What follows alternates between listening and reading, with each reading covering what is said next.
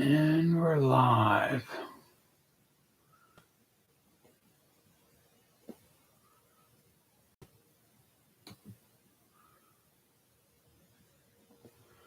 All right.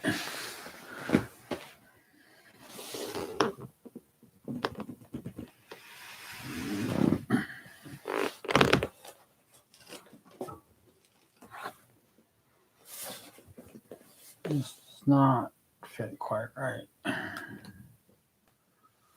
Let's fix this.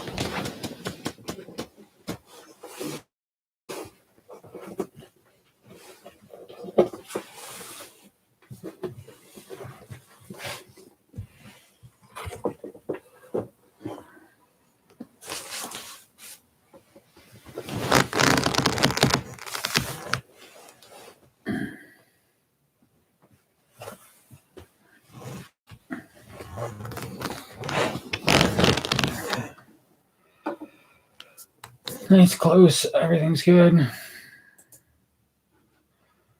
All right.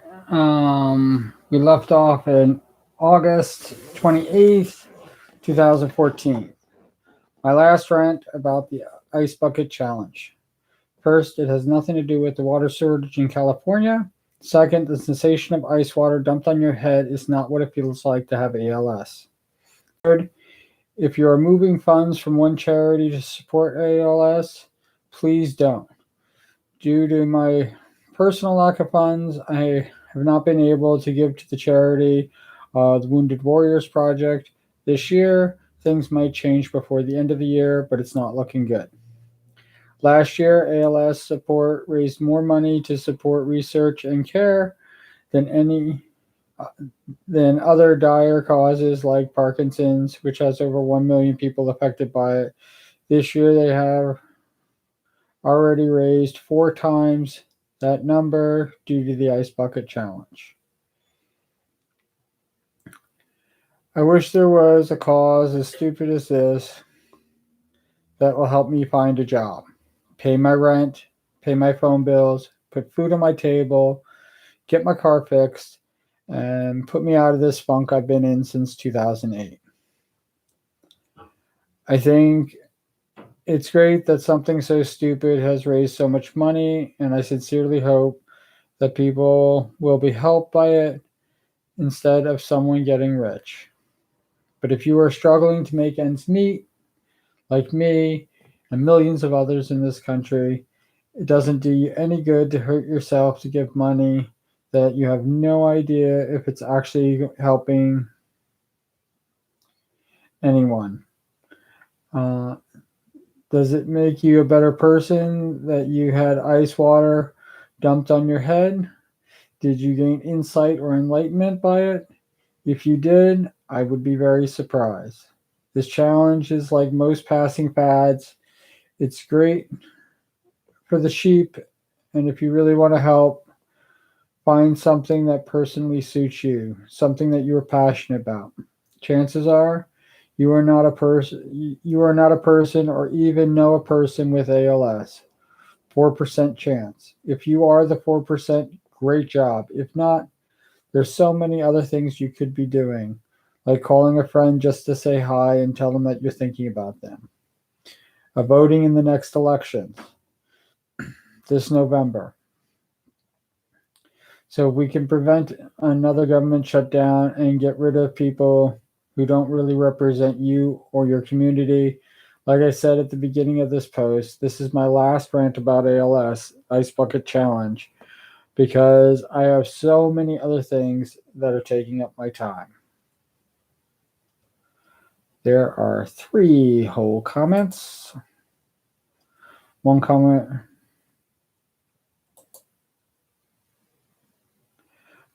said, I usually don't rant about anything on Facebook and keep it pretty light, but thank you for having the cojones to stand up instead of follow. I agree. Give with passion and sincerity to the charity of your choice and one that chooses you. Stop being sheepish people. Another commenter, Sean, if you have a better way of getting people to post thousands of videos of wet boobs for free on Facebook, I'd like to hear it. So far, the Ace Icebox Challenge is working really great. Another commenter, hey, I'll give to the Wounded Warrior Project for Christmas in your name. Love you. Oh, that's really nice of him.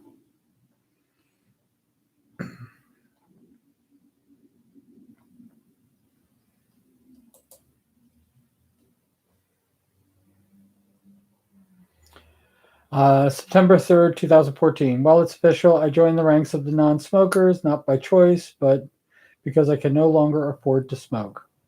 The reason I'm officially quitting is because I'm tired of stopping and starting back up again. I'm moody and grumpy, and after a few days, this clears up and I'm fine without a cigarette. Then I start smoking again, and it's great until I have to stop once again. So far, this year alone, I've had to quit 11 times. So I'm not quitting because I fear cancer or any other health concerns. I'm quitting because I think I'm going to save a lot of money. There is no money. I'm quitting so that I don't ever have to stop smoking again. The feeling of having no more cigarettes outweighs the good feeling I have with them.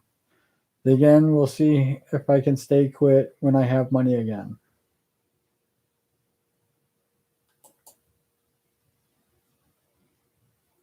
Commenter, just keep your mind focused on the goal of being a non smoker, and it will be easier to deal with in time. Another commenter, it'll make you better. It'll make you better like me. Another commenter, you can do it. I know you're not worried about cancer, but I bet your mama is, and your cousins are. You got this, Sean. Another commenter, I tried several times before I finally was able to quit. Read an interesting paperback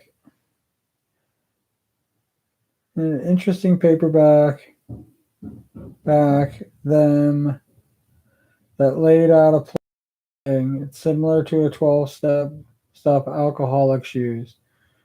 But the main thing is to make each cigarette a conscious choice so you regain control over quitting.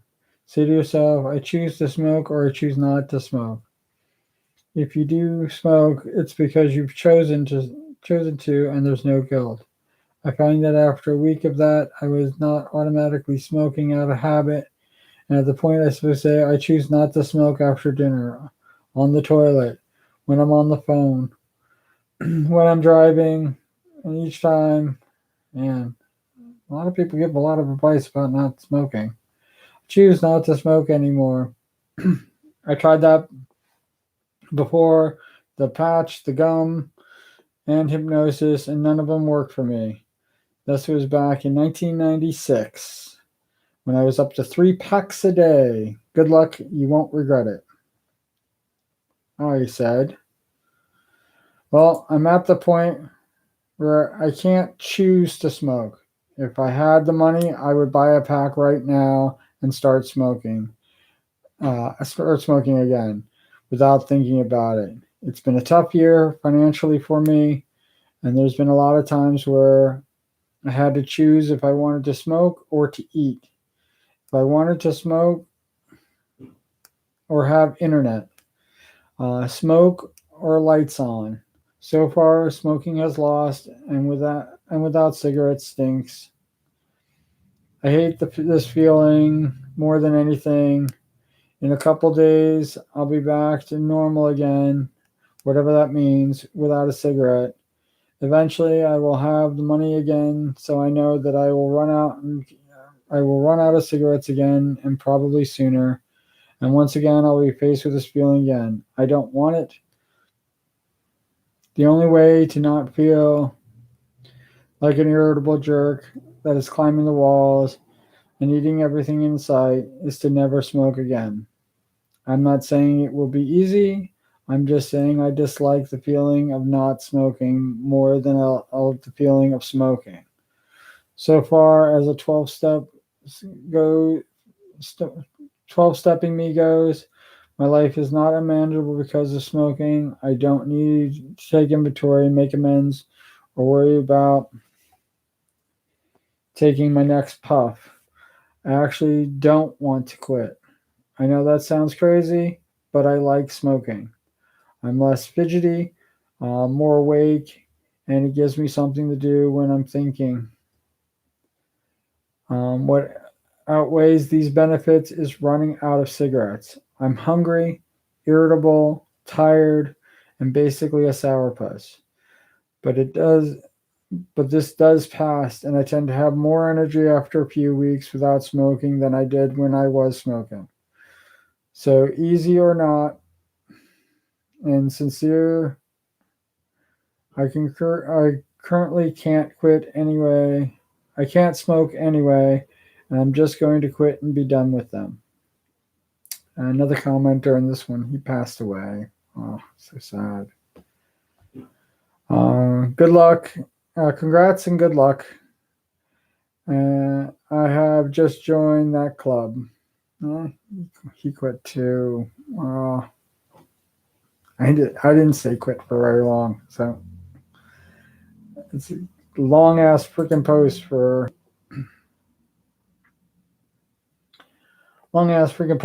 something that didn't even happen. I started smoking again almost right away. As soon as I had the money, right back to it. September 5th, 2014. Lately, I've been taking some heat about what is happening in the Middle East, mostly from active service people. I want to be perfectly clear. I respect and admire the fact that you are willing to give your life. But when you believe that fighting in the Middle East should be about the genocide of a group of people and not about peace, I think you've lost sight of your purpose. Our military is not supposed to be the first response. We need to see if we can find a peace. We can find peace first. We need to respect a culture that only hates us because we keep telling them what to do. We need to stop creating more problems with the solution of using force. Peace peace should always be the answer. If our military is being sent in, it should only be there to assist with the peace process, not to slaughter people who just want to be left alone. Yes, the criminal terrorists need to be found and brought to justice, but that will not even scratch the surface of the problems in Gaza, Iraq, Iran, and everywhere else in the Middle East. I have never agreed with our government to send in troops to basically needlessly die in the Middle East to kill those who disagree with us without understanding that the US is the invaders, the occupiers, and the unwelcome. Finding peace should be the priority. If those in the armed forces don't think that I understand what's going on, if you feel insulted because I believe our government is putting you in harm's way for no reason, or that our government is using our military as international bullies, then just block me. You won't ever be insulted by me again because I believe we need to be a great country, and the best way we can do this is to lead by example. How can we expect other most volatile countries to work together when the US itself doesn't protect its own freedom?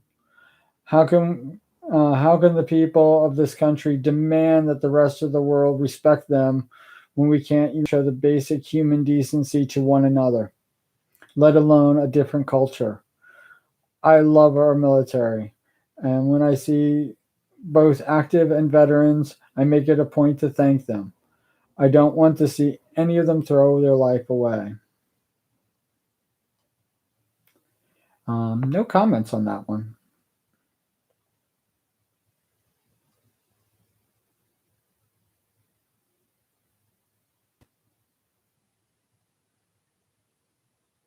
September 6, 2014. Still trying to figure a way to get people to post pictures of wet boobs and make money at the same time. I'm coming up empty here. I used to think that I'm a very creative person, but this one's just not coming with any ideas. 3 comments. Tell them it'll help find a cure for something, some awful disease. Works every time. Got it. My funds are low, and the only cure is a donation of $100, or you can wear a white T-shirt in the shower and take a selfie of it, and donate $10. Oh my god, I was so stupid. My funds are low. My funds are low is a very awful disease that strikes without warning, causes afflicted to not do anything, and eventually ends in death. Please help fund research to end this terrible affliction once and for all.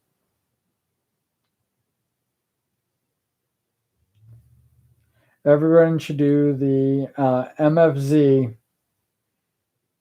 wet T-shirt challenge.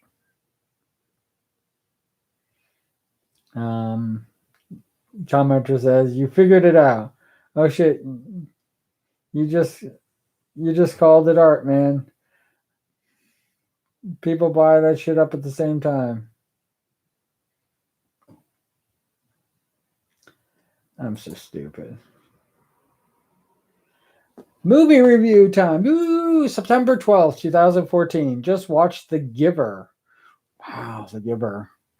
Before I begin bashing this movie, I want to take a moment to reflect on past movies based on books. For the most part, I've read the book, and most people think that I'm bashing the movie because it's not like the book.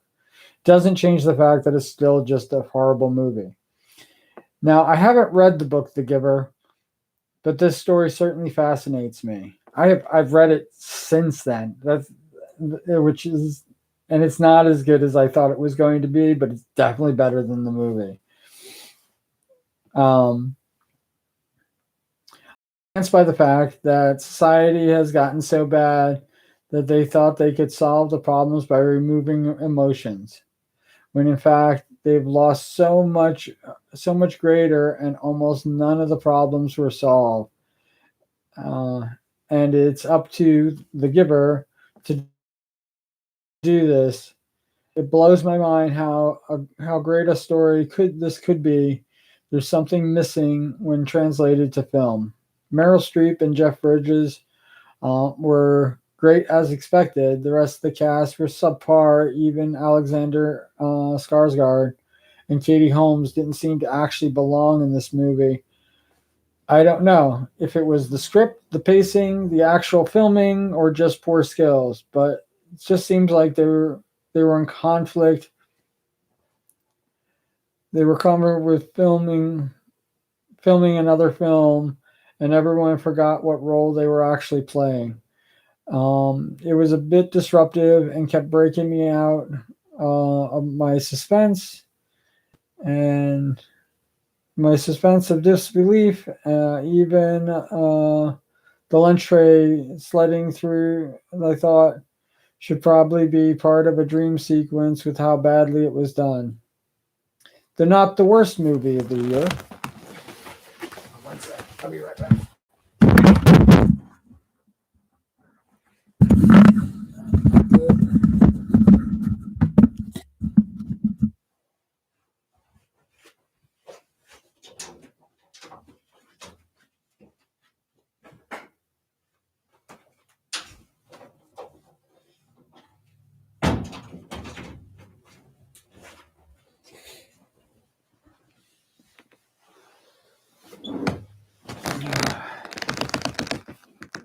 Oh, where were we?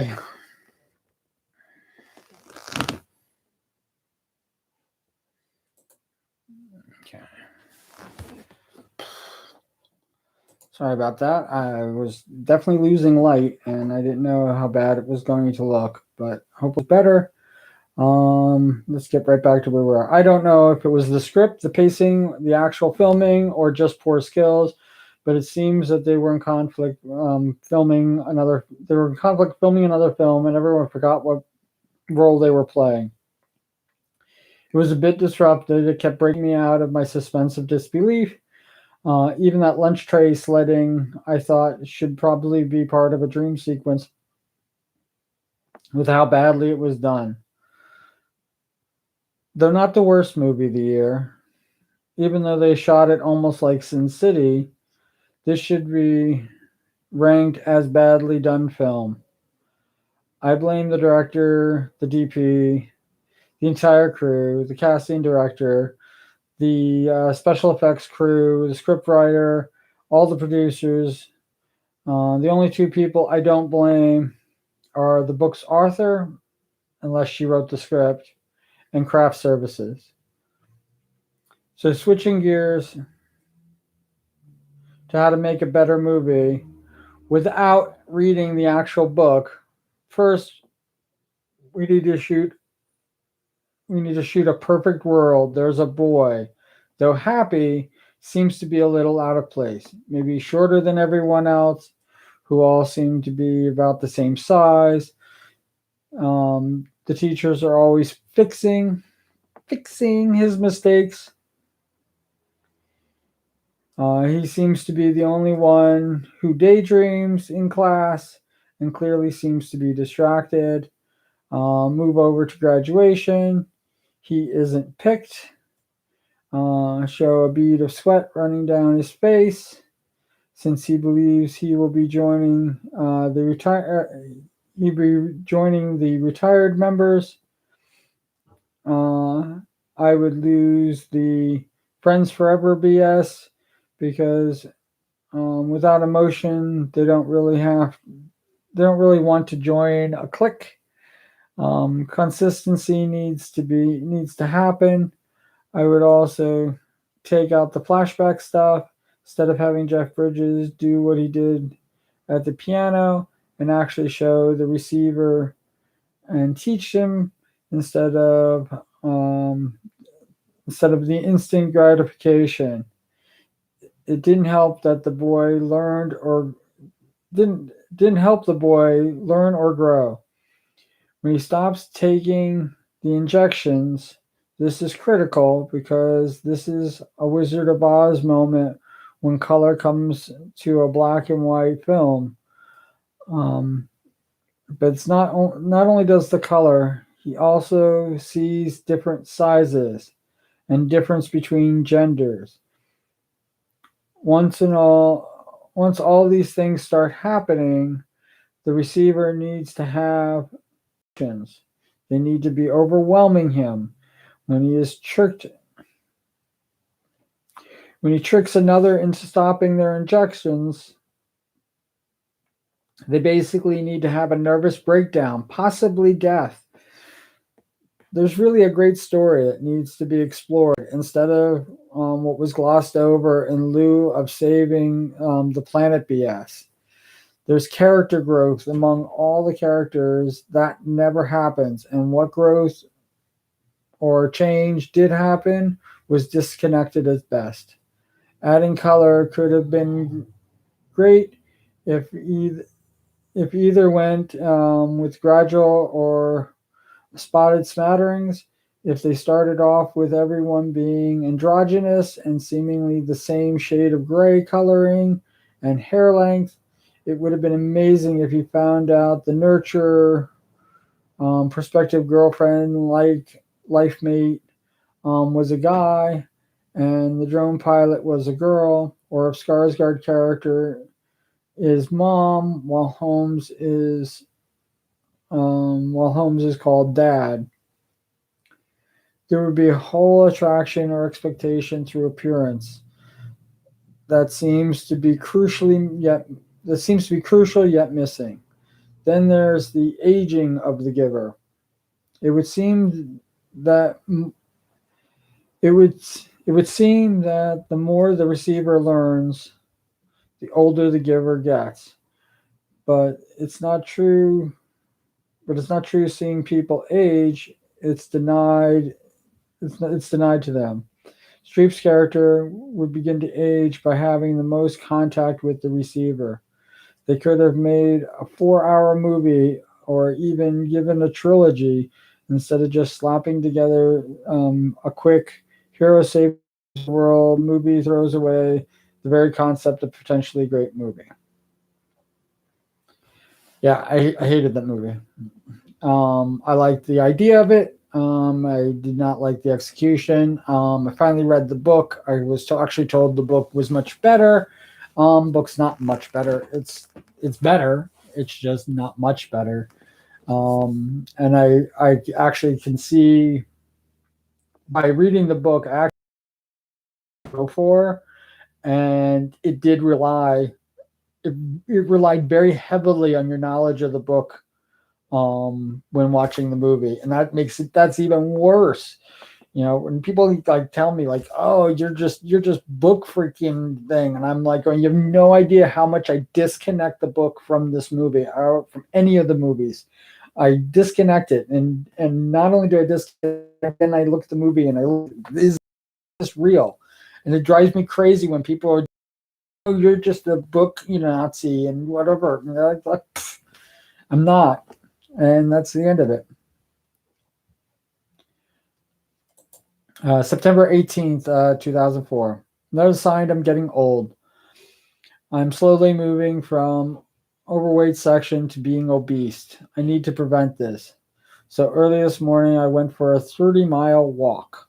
It was supposed to be a jog, but I'm so out of shape, I have to call what it was a walk. Afterwards, I worked 6 hours. So basically, it was 14 hours on my feet with only a 1 hour break. And after the walk and before work, I did not feel exercised, renewed, or even the burn. I actually felt like someone hit me in the face with a 2x4 right on the chin and then shot out both my kneecaps while burning the soles of my feet with branding irons. My calves feel like there's someone grabbing them so tightly that they might explode, and my belly, though hurts, it feels tighter and still the same. Very different than what I was when I was younger, when I would play in the yard for an hour and I was going to say 15 minutes, but usually stayed outside for at least an hour every day and actually lost weight, even though I didn't need to. If I turned sideways and stuck out my tongue, I would have been a zipper.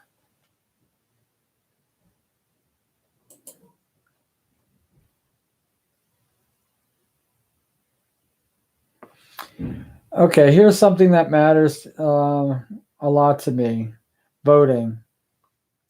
I know the elections are a month or so away, but I wanted to share an argument I had with a former boss. This happened a few years ago and is no way connected with my current employment. So, my ex wife made it a point of stating that he didn't vote. His side on the issue is the reason he didn't vote means that he can never be blamed for the idiots in office because he can't be blamed. He could blame all the actual voters for voting in idiots. My only response is you have no idea how stupid that sounds. The fact that you would allow others to choose for you and then blame them because you didn't like the way like who they voted in. There were a few other people in the room, and the conversation degraded in the fact that the other employees were so racist that they would rather our country degrade into Mormon values and then allow a black man to serve a second term. So here we are again. It's election time. Big business once again will spend millions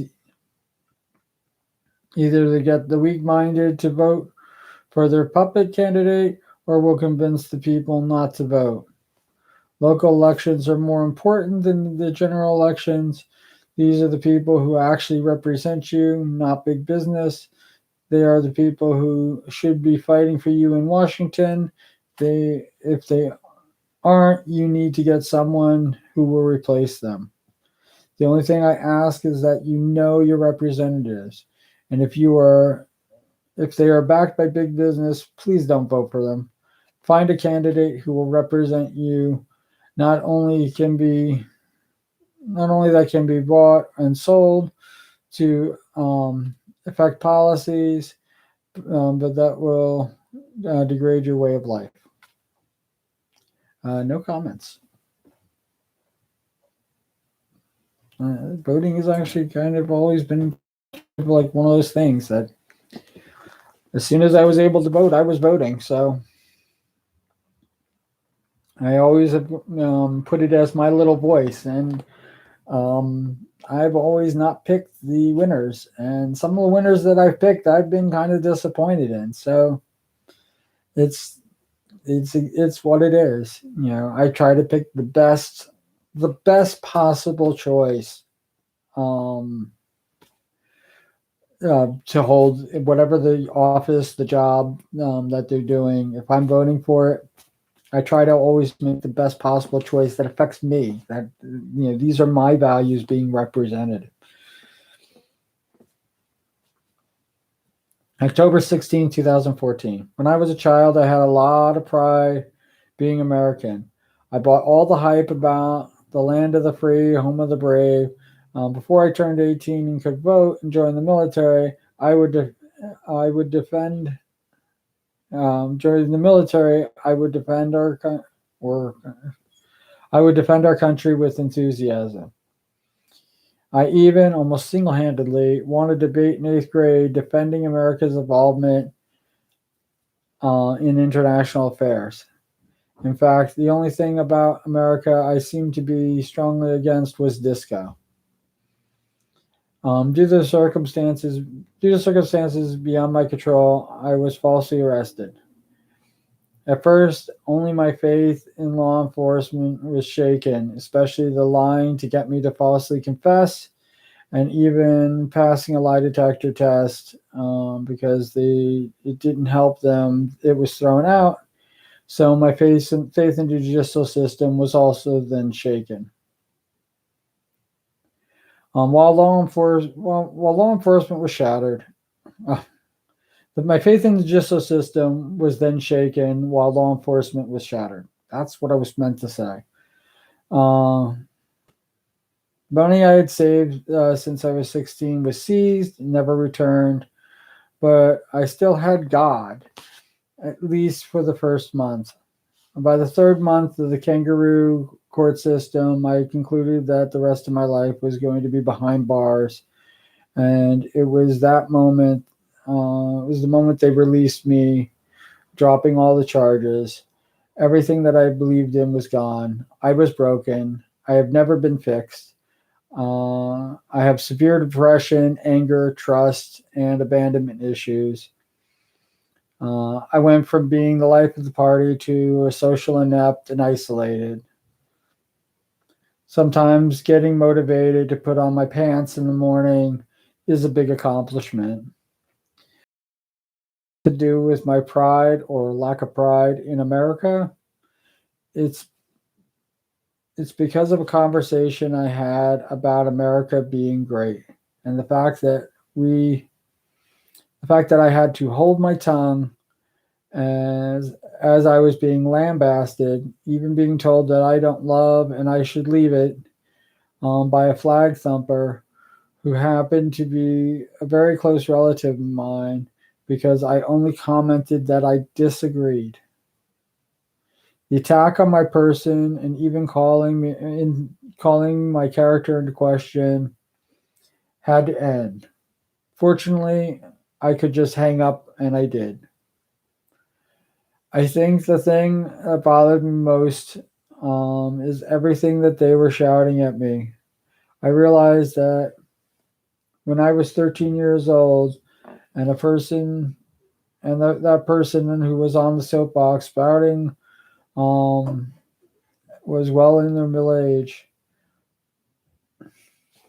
I think I think it's great that they can go almost 5 decades with blinders on, and maybe I'm a bit jealous that they actually believe the crap that they were spewing. Maybe it is better to be ignorant and taken advantage of, and not to be depressed and angry. Maybe I'm at the point in life where I would not want to be happy if it meant unlearning whole sections of my past. Just like I would not want to fall in love again. My wife asks me all the time if I'm happy, and the truth is, I'm not unhappy. Which means that though I'm not jumping for joy and doing cartwheels, I know what it feels like to be truly unhappy, and this certainly is not one of those times. I think I'm frustrated with people thinking that we must love our country or we should pack up our stuff and leave. It still bothers me, even though I know it should. And there are 10 comments. Commenter.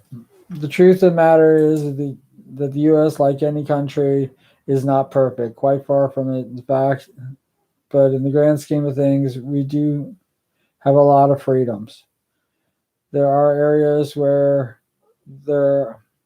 where we are progressive compared to the rest of the world, and there are areas where we're a long way to go and what's seemingly going backwards.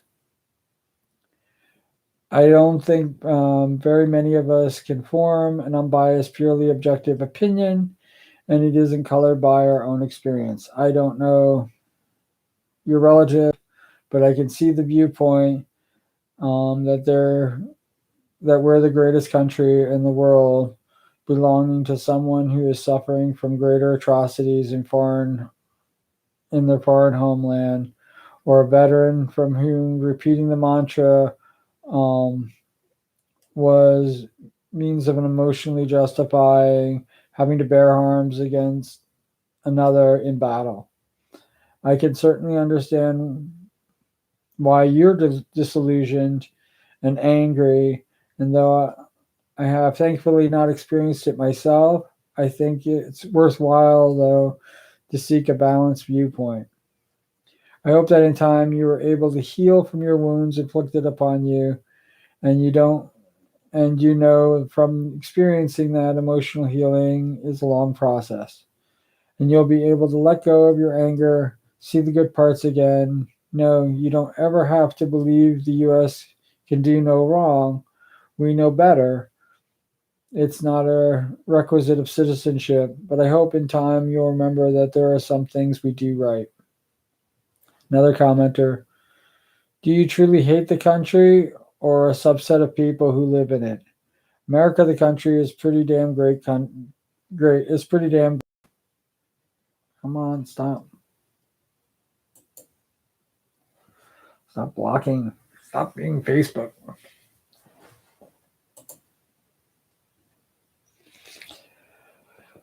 Where was our commenter? Another commenter. Do you truly hate the country or a subset of people who live in it?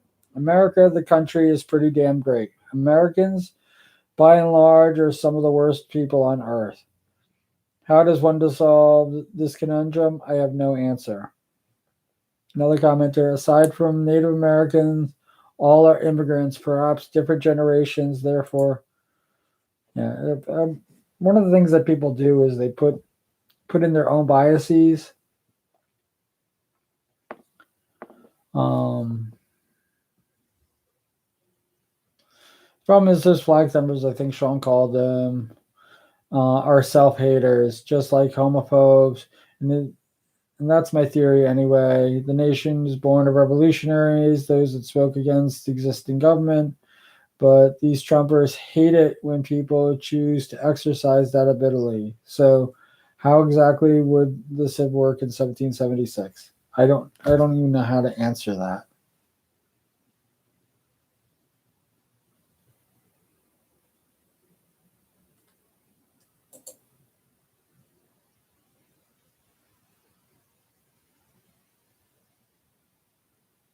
On my response,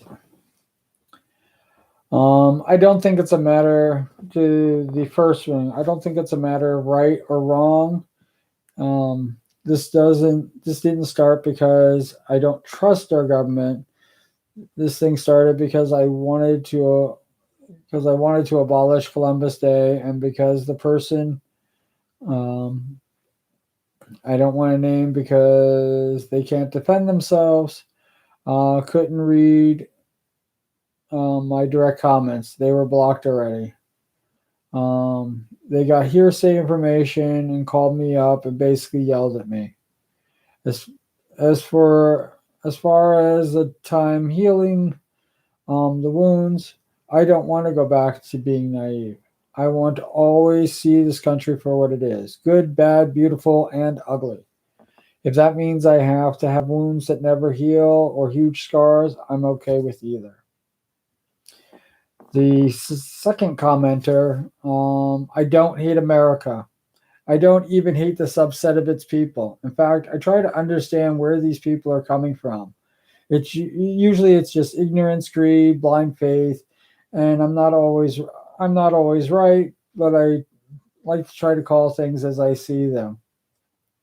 If a group thinks that gay people should be lesser citizens, I call them homophobic. If people don't like the president because he's black, racist. If they believe if America should force itself upon the rest of the world, flag thumpers, or worse, yet worse that God has anything to do with it, and or will protect us from harm. Bible thumpers. I didn't make up these labels. If a person is insulted, then maybe it's their opinion that they should question, not me as a person. As for America being great, I think America is still too young for it to settle into a being great status. The third one, aside from the fact that even the Native Americans are also immigrants to this land, I think it is more that I call into question something that they have accepted as fact proof America's greatness. I didn't call into question the insecurities, nor do I put them on trial that they blindly believe certain things. Yeah, I just go into the whole thing. Like, why did you have to think about what would they do in 1776? Long answer to this. The second commenter, why do you feel the need to label people in the first place?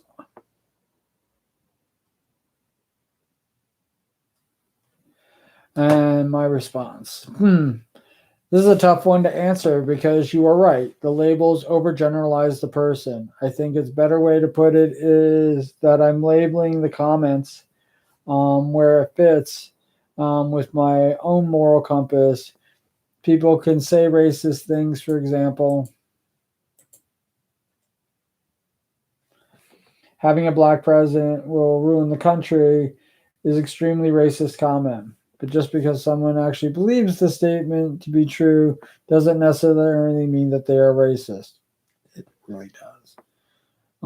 It's not my place to judge. I just judged them. It's not my place to judge their character, what their character actually is. They could just be playing devil's advocate here. This isn't an issue I'm having. I can still see having an intellectual conversation with a person who believes the above statement.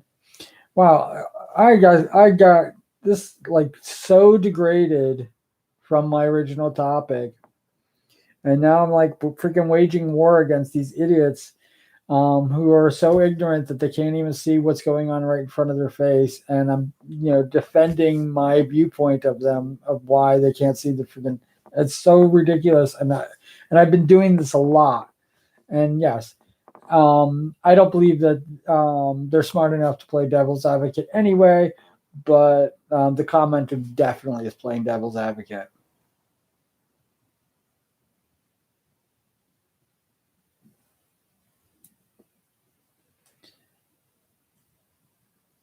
The first commenter said that's a different issue. Well, sometimes you need to just have to accept as much as like I said, I'm now divided up amongst a bunch of people, and I said to the first commenter, nail on the head, and you have to learn, and definitely keep expressing your idea, but also find the right audience. It's something I've learned over the years working in tech and complaints handling jobs. Yeah, so that's really nice. Find your audience. I guess I found my audience here with like there you go. There's nobody, right? Yeah, still nobody. So yay, my audience. Hello, audience.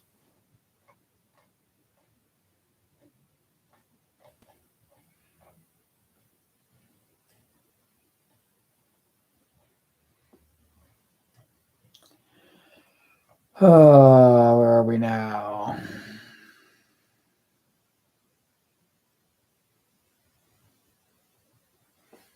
November 3rd, 2014. Tomorrow, over 1,000 candidates for state legislation are running unopposed, which means these 1,000 candidates, and this is both sides of the aisle, it wasn't even worth charging the taxpayer of their state for the continued work on their state laws. Yep, they had to pay for it. These people still ran campaigns, even though they were running unopposed. November 5th, 2014. I don't know why people are happy that the minority, 1%, control Congress. The only thing I think of is we're doomed. The American people have spoken. They want a very, very rich to dictate the rules to the rest of us. I fear that the money, bribes, payoffs will continue once our economy plummets once again. Maybe I'm just crazy to believe that we could be great. Instead, we are going back to the intolerance, ignorance, and greed. I weep for the future, but who can argue? The American people have spoken.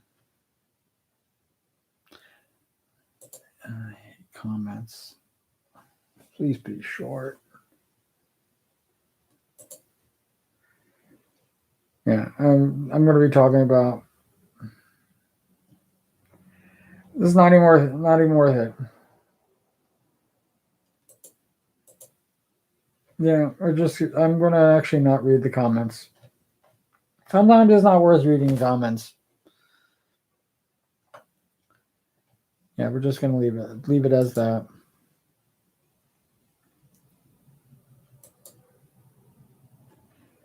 November 11, 2014. I wish I was smarter. So this is the middle of a thought. So let me start at the beginning with a movie called Sneakers. Here's a group of highly intelligent people basically breaking and entering. We move to a TV show called Alphas. Here's a group of highly intelligent people with superpowers basically solving crimes. Lastly, we move to a current TV show called Scorpion. Again, a group of highly intelligent people solving crimes. My first thought was that this formula for police procedural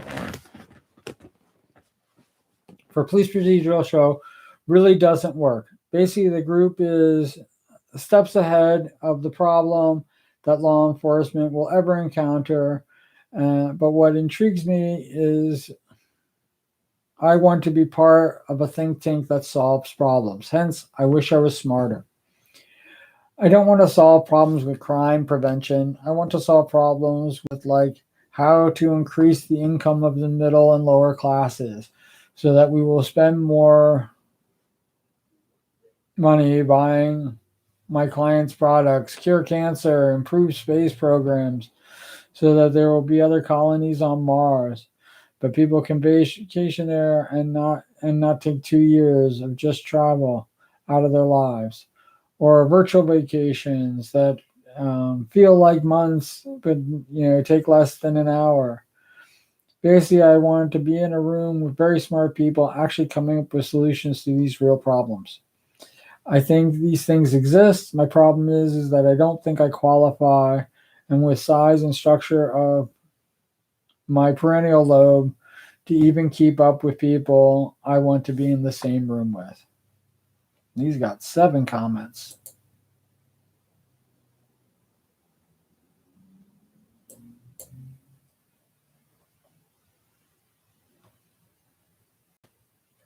One comment, I wish you was smarter too, bro. Laugh out loud, JK. Another commenter, people who solve problems are not as smart as Einstein or Stephen Hawking. They're just more persistent than those who don't try. Yes, which is why I say I didn't want to be another Einstein or Hawking.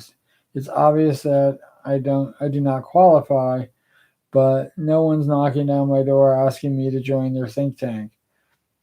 The few times, this means twice, that I attempted to join a group of geniuses has been met with my qualifications being subpar on what is required just to take the entrance test. So it's not for lack of trying, it's totally my genetics, environmental situation for the development of my brain, and now and now make pizzas, but not my brain needs a bit more stimuli than it's required to make pizzas. Basically, I'm saying I want to be at the same level as those who sit in rooms solving problems, but I do not possess the mental ability to compete. Yes, I could be at that level or above if above those that made it in by sheer determination alone, but then I wouldn't be with the right group that solves problems. Instead, I would be stuck in endless debates with people that believe that as long as they stay firm on their opinion, they can push through. Basically, it comes down to that of Groucho Marx. I refuse to join any club that would have me as a member. So basically, if I have to fight my way to the seat at the table, I really do not belong there in the first place. If I am invited because of my gumption, I will I will be the reason they do not solve anything.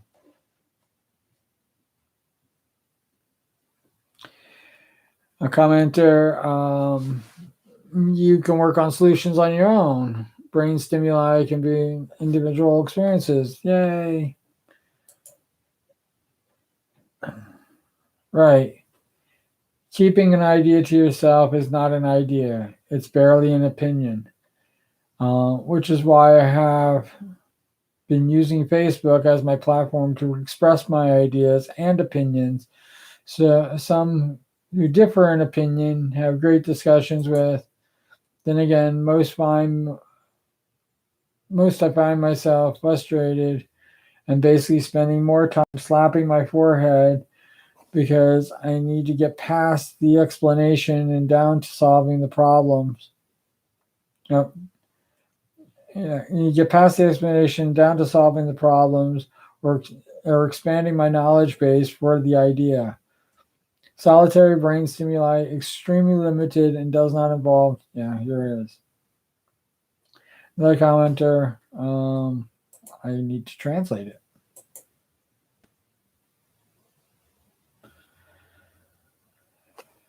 Sean, congratulations on the way you think. If our main rulers thought this way, we would surely the world would be much better. Then there wouldn't be so much misery in the world. Aw, thank you. Thank you. Thank you for that. I wish I could say their name.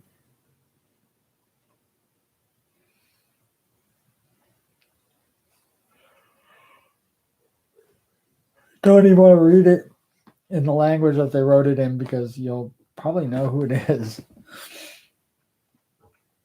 Well, some of you, people who know me would probably know who the person.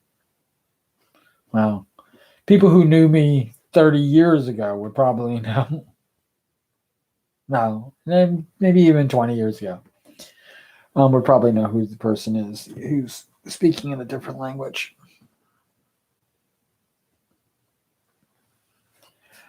So I'm not going to give the language away. November 22nd, 2014. So I was told I should run for office. I think it's because I keep getting on my soapbox and taking how bad things are and these things are possible, good times, or blah, blah, blah, blah, blah, blah, blah, blah. I don't know why anybody even commented on this.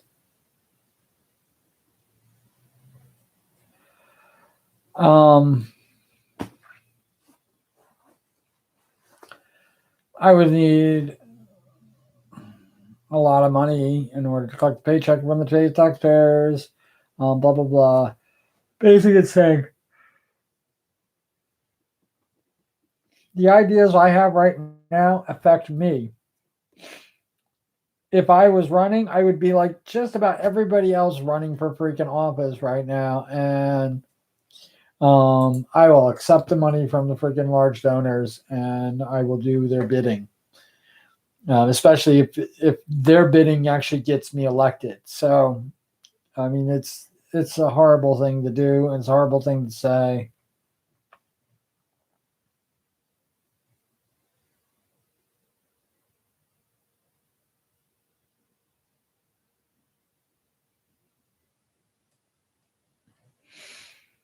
All right, we're getting to it. Here we go.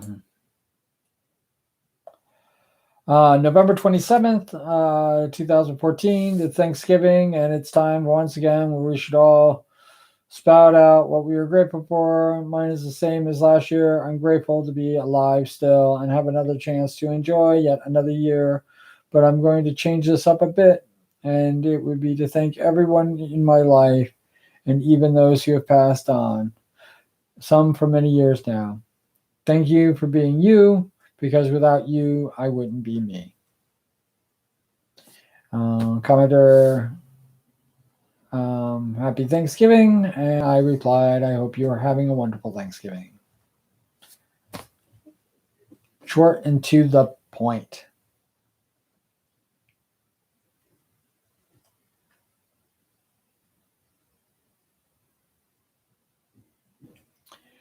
Another Sean Hope-ism. Reshonkulus. The only cure for my depression is laughter, so please take offense, because when you realize that I'm laughing at you, it only makes me laugh more. Reshonkulus. There's only one comment to this, and here it is. This is the second Sean Hope-ism. The first was blastocytophobia, or fear of clones.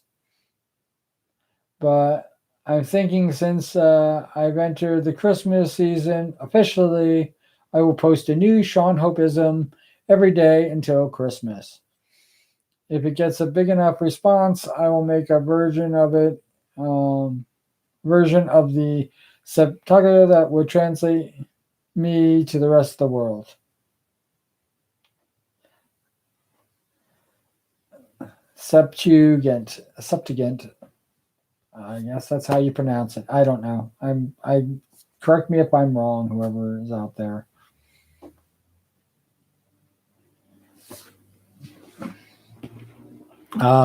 This is where it gets really fun. So every day I have one of these, and I have about a half hour left. So hopefully we can get through all of them, because it would be great to have Sean Hope-isms as the basically for the theme of this one. November 29th, 2014, in Shaughnessy. This is when I do or say the same thing over and over again because no one has changed my mind to do any different. It can only become very repetitive, not seeming that I am moving forward, I'm bending, and even a bit obtuse. Certain things in my life that have ever become part of my core being. For example, I firmly believe that every single law is for everyone, no exception. No one deserves special laws, either for or against them, because they have or don't have money. There we go.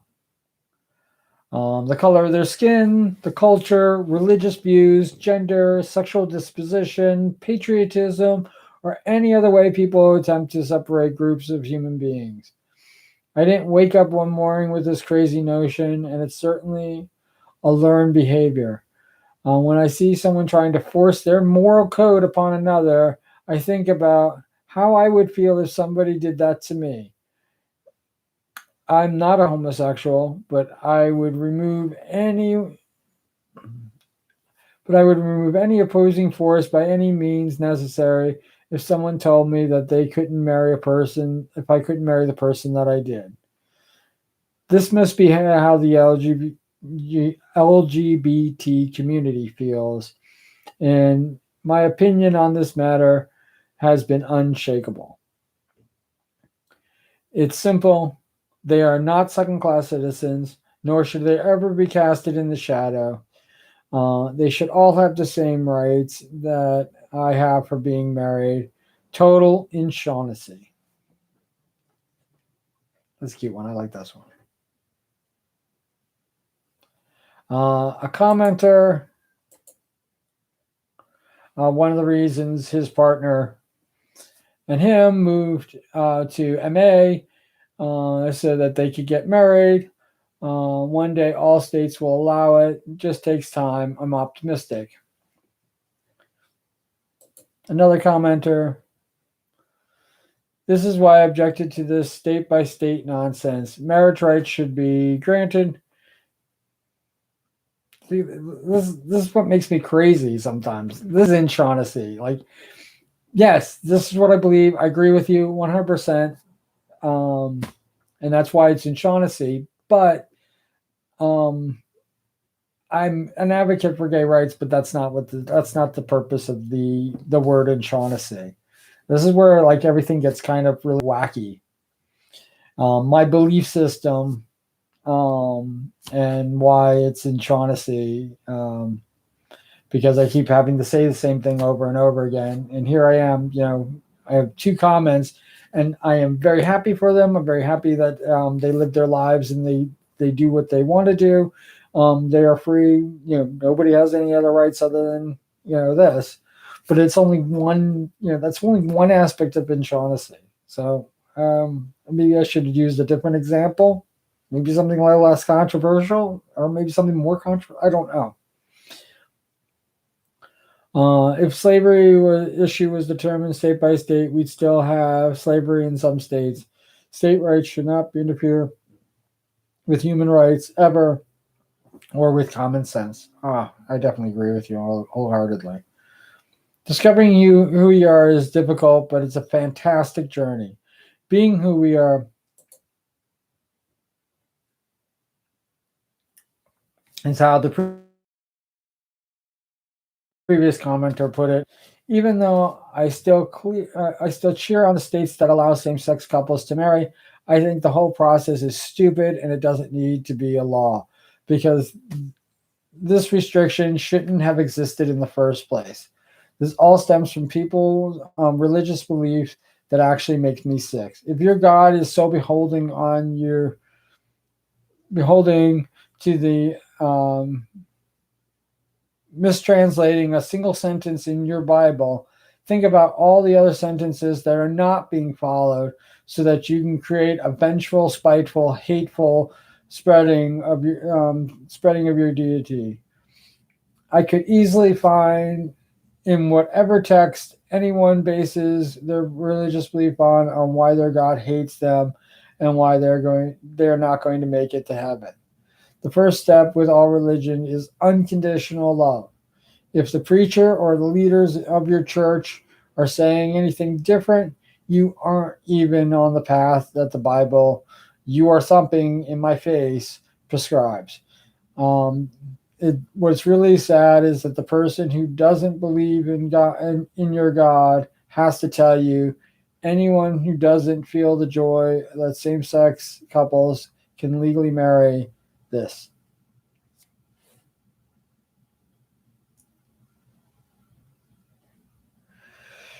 Inshaughnessy. Total inshaughnessy. November 30th, 2014, Sean Math. This one's a bit complicated, so let me attempt to simplify. And just so you know, the simplification does not really describe how it works. It's just going to help you on the idea of how it works.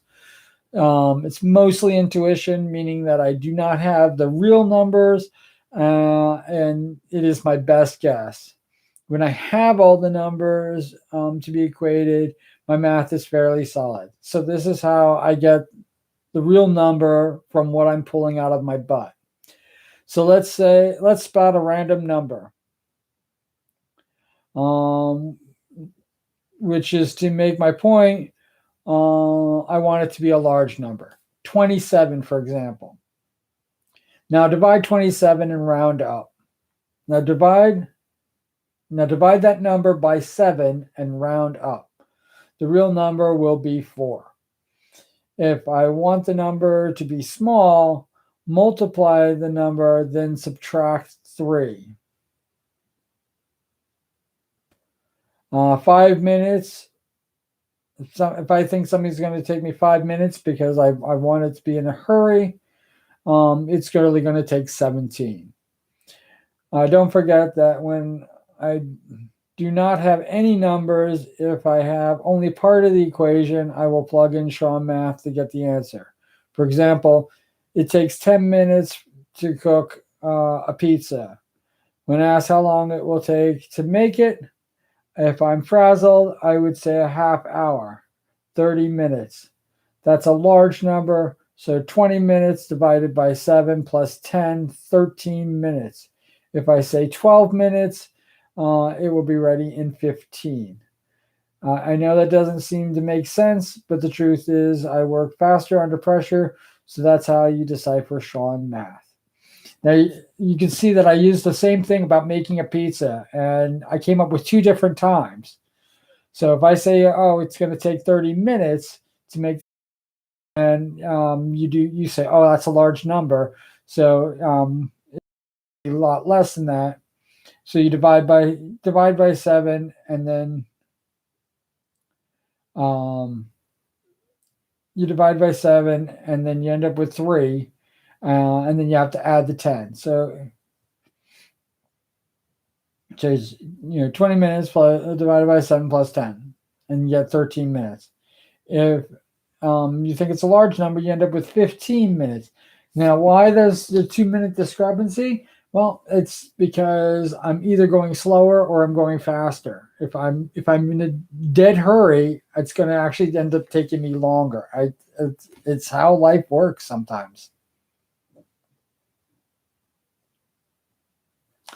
December 1st, 2014. Hope O'Critical. When I call someone out for their the reasoning, opinion, idea, or thought, not because I want them to be wrong, but because I want to understand why they think the way they do.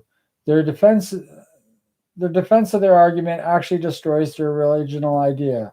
The result can end up with me rambling on 10 ways to Sunday on how they are wrong, how wrong they are, or it will end up with a physical confrontation. Either way, I come out looking way smarter than I really am. Hypocritical.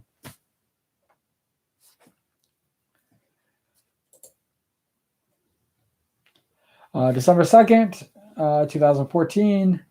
Sean's story. I love telling stories. The fact that I could spin a good yarn for just about every occasion. It usually starts with what actually happened and ends up spinning incredibly out of control. A normal person would usually stop when it gets to the unmanageable. Not me. I'll take it right to the edge of the cliff and without skipping a beat, push it over just to see if it will fly. This whole thing started when I was walking home from school, and a man grabbed me and because his car wouldn't start, I, extremely frightened, climbed out the window, scraping my arm and knee as I ran home. This one's known as the mugger story. First telling, which was the truth, no one believed me. So I began to exaggerate things a bit, saying that I beat up the mugger, that I took his money, that I spent it on ice cream. After a short time, my family wanted me to retell this story over and over again. Each time it became more fantastic than the last. The story is now legendary in the Hope household, and even my brothers got in on the action by telling this story. Years, more stories, a lot more like this have cropped up, and in most cases I rein in the truth to make the story more believable. A lot of my stories, the actual truth is more unbelievable than the story I tell, and partly because what actually happened doesn't fit in nicely with the tone of the conversation I was having. Normally, with stories of my childhood, I cast my dad as the villain. Ellie played Captain Hook, so that was easy. But in truth, is my dad did the best he could with what he had. Same with my mom and my brothers. If but if I could cast myself as a hero, but if I cast myself as a hero, I would need a villain. Otherwise, the story wouldn't be worth telling, and I couldn't be animated in said story. I just wondered if people actually read these. Evolution. When I was very young, my dad gave me a nickname Flaky because I lacked focus or even awareness of my environment. Even though he only used this name twice, my brothers saw it as a weakness and tormented me with it. Strangely enough, I've always been well aware of my environment and I've always had a keen focus. I just lack interest in what other people were saying because it was important to them, not to me. I would spend hours watching dust sparkling in the sun and wondering if it's what stars actually were, and basically moonlight reflecting sunlight instead of gas giants larger than our sun that are very, very far away. I love discovering more than magic. I love to discover things on my own instead of having it revealed to me.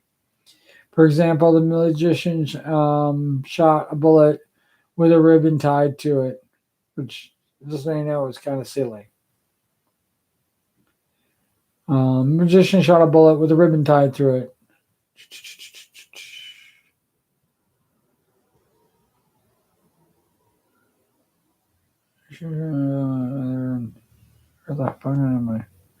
Magician shot a bullet with a ribbon tied through it. His body. What's the secret? I was never content with just one answer. I always had two or three possibilities rolling around, and some were actually better and easier to pull off than what actually was used to perform the trick. I adore Harry Houdini, not because he was an escape artist, but because he exposed charlatans. The tricks were nice, but being able to not be taken in by a confidence scheme, that to me was astounding. That was the real magic. Everywhere else was simple tricks and nonsense.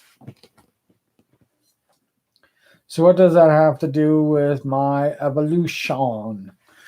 Everything. The person I was as a child to how I am now has always marched to its a beat of its own drum. Most things in development, I seem to have fallen behind, and I never took anything at face value. I would have to completely understand it before I could subscribe to it. My faith, for one, I didn't just become. I wanted to become a parishioner. I wanted to become a devotee. If I was going to be part of God's plan, I wanted to be all in, without doubt, and and pure faith. To give credit where credit is due, a lot of my personal values on life come from God's comes from the Good News Bible. I mean, one doesn't immerse himself into something after a few years discard it completely. But I did reinvent myself through the Roman Catholicism, and that's where I started. I gave every other faith the same respect in my attempt to understand my own spirituality, and I concluded after many years, all religions do not build spirituality. In fact, they all have blinders on and follow a single path to a common goal. As stated before, I always take my own path, and yes, most people think that I'm lost, but I always seem it easier to give but I always seem easier to give up security of eternal life in heaven. Uh, oh, all right. It always seemed but I always seem to get to where I need to be. Most times it's not to where I want to be. It's not easy to give up the security of eternal life in heaven. It's not a simple matter of turning my back on God's mercy. A single life is short, difficult, and filled with struggles and unbearable pain. But it has joy, laughter, and love, and those things I don't have to share with the divine spirit. I do not have to thank him for those things that took me years to accomplish. And yes, it is selfish, and they are my joys and happiness and mine alone. When I finally realized when I finally realized that the whole world opened up to me. And yes, my finances are pretty dismal right now. And yes, I'm struggling to get my bills paid. But at the same time, I'm richer in spirit than most people I know. I don't know if people think I'm insane, which I probably am, but I don't hide it. I don't fake it. That is me. That it to me is worth all the gold in the world. I do not worry if my good deeds are going to be enough to get me through the pearly gates because I have to pretend to be a good person. Then when have to spend it, then I'm going to have to spend the rest of eternity pretending. Why would I waste this brief moment I have on earth doing that? Again, I, I seem to be revolving around. I seem to be revolving around my evolution. Um, but this isn't what evolution is. It's the fitness, not the smartest, not the strongest, fastest, or the prettiest. It's the only one that can adapt, the creature that can change to meet the challenges life presents that will survive.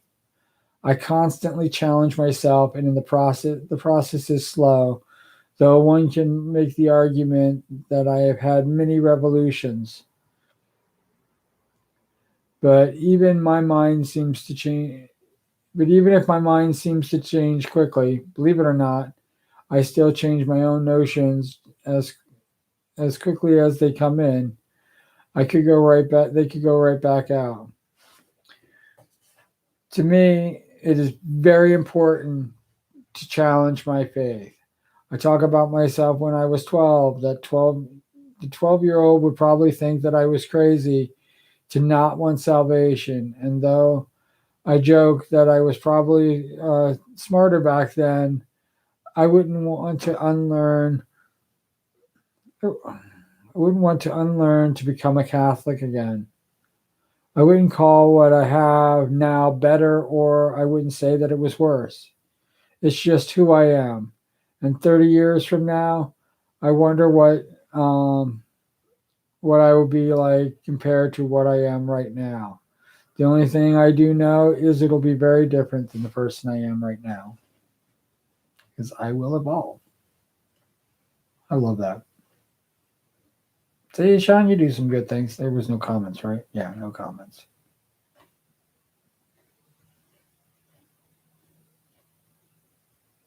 Oh, there was a comment. Never mind. One commenter. As my father Ezekiel once said, I don't know if I should have said the person's father's name. All religions are fingers pointed to the same God. Just be careful not to worship the finger. Your sharing is both profound and human.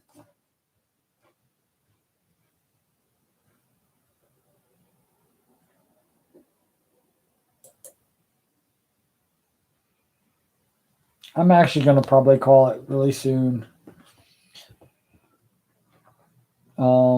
I'm starting to realize that, yeah, some of these posts, I can see where it really got to people. Some of them are not long at all. I'm gonna read. I'll probably just read two more. I got 10 minutes. I could probably do that in 10 minutes. Two. Think I could do two in 10 minutes? I can't even see what you guys are saying. If there's anybody there, nope, nobody's there. So we'll do two in 10 minutes and see how we do. Jersey Rubber Band Boy. I am not native New Jerseyan. I was born in Florida before stepping foot in New Jersey. Before stepping foot in New Jersey, I had lived in San Diego, Alaska, New York, the city, and upstate. With both the drive from Florida to San Diego and the drive from Florida to Alaska, I had already been to most continental states before New Jersey. I was before New Jersey. I was even a state before New Jersey was even a state to me. With the exception of visiting family and friends, I was never in New Jersey until I was 13 years old. Um, Before that, I called it the armpit of the United States, or home of the smell, with the room of the smell being all the bodies that the mob whacked to even out the New Jersey Turnpike when they were building it. I thought it was unlikely, still funny as hell. Basically, even before moving to the state, I wasn't very fond of it. People talked funny, and it seemed to be the place where if people couldn't make it in the city, they moved to. So why on earth would I call myself a Jersey boy? I can't escape it. After 5 years of my childhood until I was 18, all I wanted to do was get the hell out of here. I toured the dead. I then moved back to New Jersey. Oh, I just said Jersey. I didn't say New Jersey. I toured with the dead. I moved back to Jersey. I moved to Florida. Then I moved back to Jersey, Canada, and back again.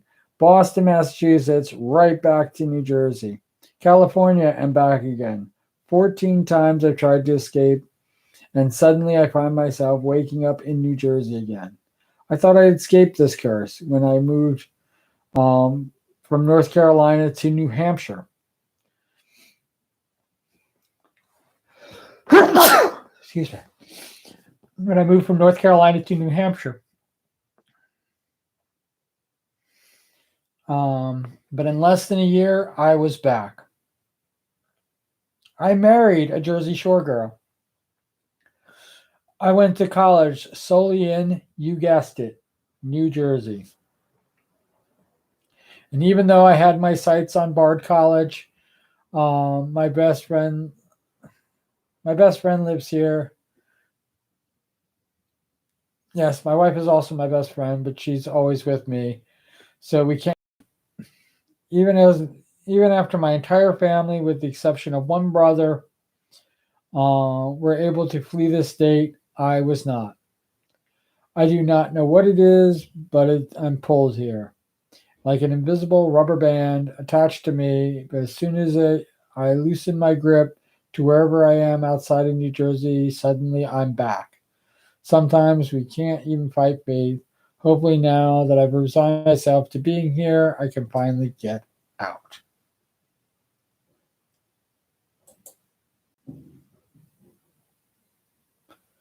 Commenter, you can check out anytime you like, but you can never leave.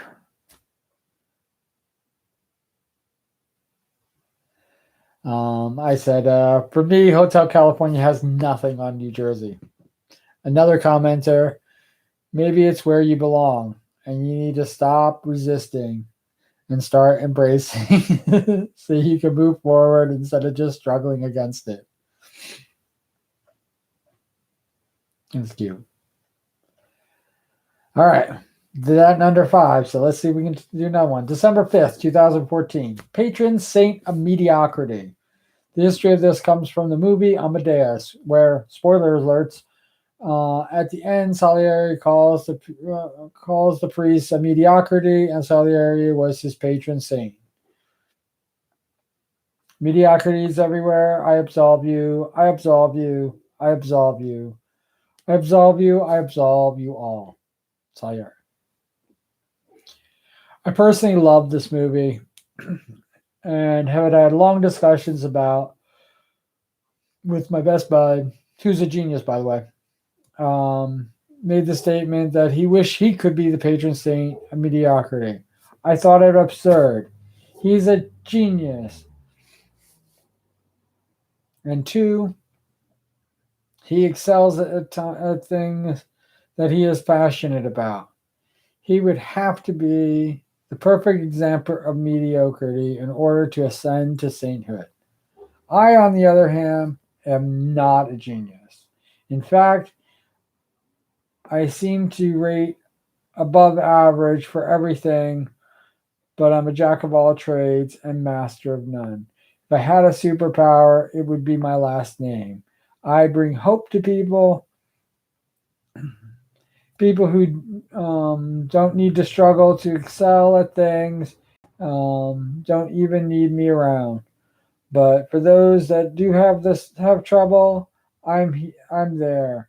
Not only to say that doing your best is good enough, but finishing first is probably not going to happen. And that's okay too. Thus, this makes me their patron saint. These people need a little medallion of my image to give them the strength to do their best, especially when their best isn't the best. Yeah, that only took a minute, and I think there was a couple. Commenter Amadeus. The play and the movie are both brilliant, which I cannot be said for Schaefer's Equus. The play being terrific, and the movie a nightmare, which I can't wake up from.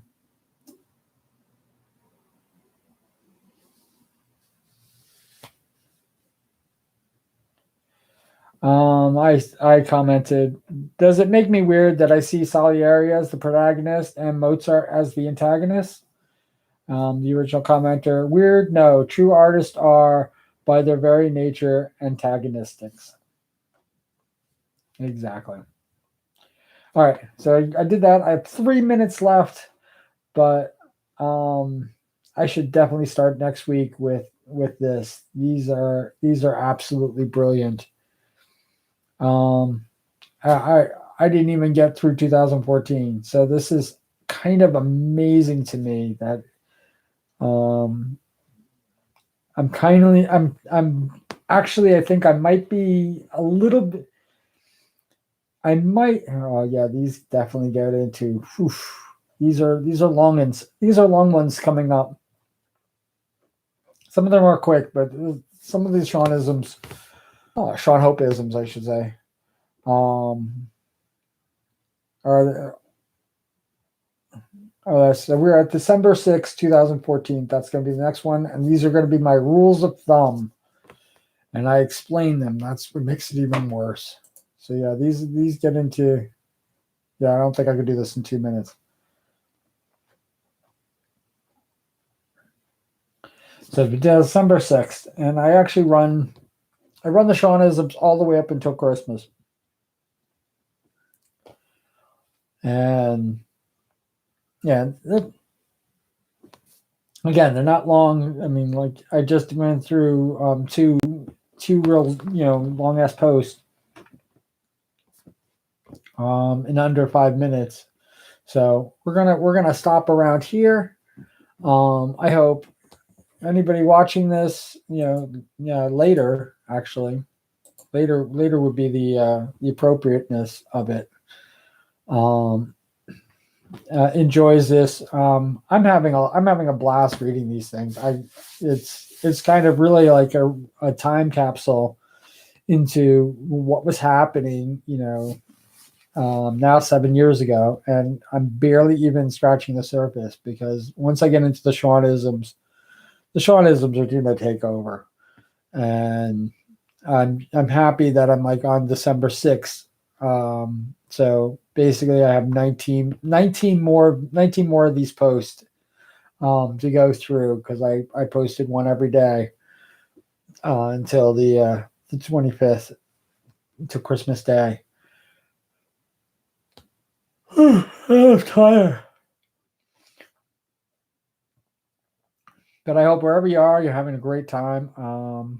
Enjoy the videos. I hope my sound quality is definitely improved. I hope everybody can hear everything that I'm saying, even when I'm muttering. I think I did mutter a few times, and we're just going to end it right there. So cool beans. You guys have a lovely night.